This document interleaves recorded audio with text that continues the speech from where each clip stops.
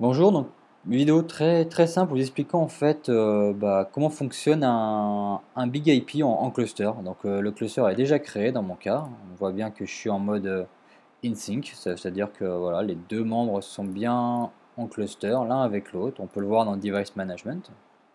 On voit bien que tous les membres sont connectés, ils sont bien up. J'ai un device group. Et si on regarde un peu plus en détail, j'ai créé deux traffic groups. Un traffic group qui est géré sur le membre numéro 1, puis un deuxième qui est géré par le membre numéro 2, en tout cas actuellement. Chacun a des objets différents. Donc, ici, j'ai créé 3 VS, peu importe, hein, un VS Web, un VS SSH, un VS FTP. Donc, si je vais sur le web, on voit bien voilà, que je me retrouve sur différentes nodes, parce que si on regarde un peu plus en détail, le VS Web fait appel à 5 serveurs en back-end. Donc voilà, donc là on voit bien, je suis bien load balancé. On voit bien, je me balade entre tous les membres. Chaque image se trouvant sur un serveur différent, parce que chaque image est une requête HTTP indépendante, et donc je me retrouve bien chaque fois, vous voyez, sur des membres différents. Bon, en tout cas, je sais que pour le moment, pour ce VS là, le VS Web, si je regarde plus en détail, le VS Web, c'est celui-là, il est sur le trafic groupe 1, en mode flottant bien sûr, et donc le trafic groupe 1 actuellement se trouve sur le Big IP numéro 1. Donc ce qu'on va faire, on va tout simplement couper le Big IP numéro 1. Voilà, donc je le force en offline.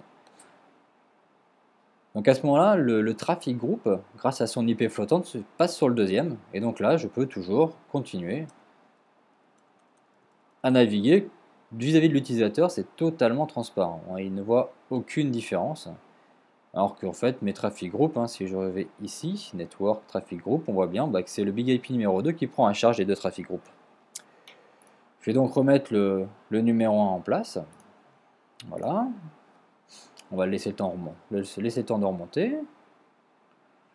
Voilà, pour l'instant stand-by parce qu'il n'a aucun traffic group en charge. Il va peut-être en prendre un, je sais pas, on va voir. On va attendre quelques secondes. Voilà, je vois bien qu'il est censé en prendre un. Voilà, actif. Donc il a repris le traffic group 1, tout simplement. Donc là, je suis censé repasser sur le premier. Voilà. Donc là, toujours aucune différence. Ça se voit pas pour l'utilisateur. J'ai rebasculé sur le membre numéro 1. On peut faire exactement la même chose sur des protocoles un peu différents comme le FTP ou le SSH. Donc si on fait une connexion SSH sur le 1022, si je dis pas de bêtises, c'est celui-là. Je suis donc bien sur le Big IP normalement numéro 2 parce que le VS SSH est sur le traffic group 2 et le traffic group 2 se trouve sur le Big IP numéro 2. Donc là, pas de souci. On va simplement couper ce Big IP là. Imagine qu'il tombe en panne ou il passe en mode maintenance. Voilà, donc on voit bien qu'il est offline. Donc normalement, voilà, tout le monde est passé sur le 1. Je rouvre ma connexion. J'aurais pu faire de la persistance de connexion si je le souhaitais, c'est pas un souci, ça aurait été transparent dans ce cas-là. Je me connecte toujours sur mon serveur de back-end. Donc voilà, donc là on peut donc, d'un point de vue utilisateur, travailler sans s'en rendre compte qu'on est passé de l'un à l'autre. Je remets celui-là en place. Et il va reprendre tranquillement son traffic group. Si on veut rentrer un peu plus en détail, on peut voir aussi du coup, je peux couper certains éléments. Donc on va voir, par exemple je vais couper des nodes. Je vais couper le 10, 11, 12 et 13 par exemple. Donc je les désactive. Donc là je suis plus en mode, là c'est plus un fallback en fait. Là j'ai vraiment fait une maintenance sur ces trois serveurs. Je décide de faire de la maintenance. Je vais donc, il me fait signe que j'ai fait une modif. Bien sûr je vais l'approuver. Donc je la pousse dans mon groupe pour que le deuxième membre ait aussi ce changement.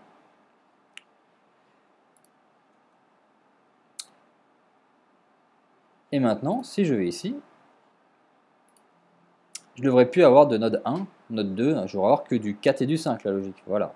Parce que tout simplement, les autres sont coupés. Et donc, comme on est en mode synchro, on voit bien que les 3 premiers sont coupés des 2 côtés. Donc c'est vraiment le mode cluster, qu'on appelle le DSC chez nous, c'est vraiment quelque chose de totalement transparent pour l'utilisateur. Quoi qu'on fasse, qu'on coupe les équipements ou qu'on bascule les traffic groups, donc je vais vous le montrer, on l'a toujours pas fait. Par exemple, je voudrais que le traffic group passe en stand-by sur cet équipement-là, donc en fait je le force à retourner sur le 2. Je fais force to stand-by. Automatiquement le traffic group passe à droite. Lui passe actif, parce que maintenant il fait du travail. Et donc je peux continuer à faire du SSH ou du FTP. Par exemple, si on fait un FTP route 10.128.10.21, en s'assurant que tout est bien passé. Non, bien sûr, le membre est coupé, donc ça passera pas. Donc on voit bien qu'il me refuse la connexion. Je réactive mes membres. On voit bien que les connexions ont été coupées. Je fais ma modif. Donc il me fait signe sur lequel a été modifié. Je fais ma synchro. Et normalement maintenant, je vais pouvoir remonter ma connexion sur mon équipement, que ce soit en SSH ou en FTP.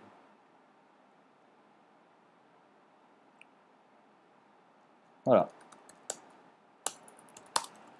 Donc, complètement transparent, vous pouvez vous faire votre maintenance tranquillement de votre côté. Dès que vous coupez les membres, donc on l'a bien vu, là, j'ai coupé ces trois-là, donc comme j'ai coupé le 11, le VS ici et le VS ici sont venus down. Donc bien sûr, plus de connexion FTP ni SSH, mais j'aurais pu rajouter le 14 ou le 15 dedans, et la connexion serait allée vers le 14 ou le 15. Donc quelque chose d'extrêmement simple à utiliser.